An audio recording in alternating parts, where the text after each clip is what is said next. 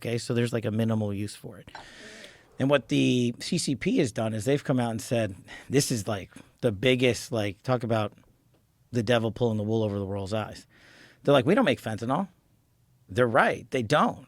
They just give you all the ingredients for it and ship it to Mexico. And then what they did was to trick the world. They came out and said, hey, we're going to not sell precursor X. They're like, so now we're out of the fentanyl trade entirely. The problem is there's 14 other precursors you can use to make fentanyl, and they're still shipping all of those.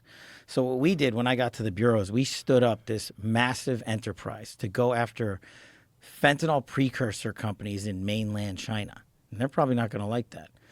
And what they're doing now to get cute is they're shipping that stuff not straight to here. They're going to places like India, and I'm also doing operations in India. And they're having the Mexican cartels now make this fentanyl down in Mexico still. But, you know, instead of going right up the southern border and into America, you know what they're doing? They're flying it into Vancouver. They're taking the precursors up to Canada, manufacturing it up there, and doing their global distribution routes from up there because we were being so effective down south.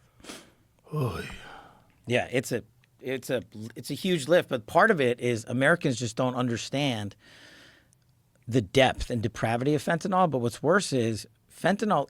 You don't hear of fentanyl deaths in China. You don't hear of fentanyl deaths in India. You don't really hear of fentanyl deaths in England, Australia, New Zealand, our Five Eyes partners in Canada. The Chinese, in my opinion, the CCP, have used it as a directed approach because we are their adversary and they don't like us and we don't like what they're doing when it comes to fentanyl.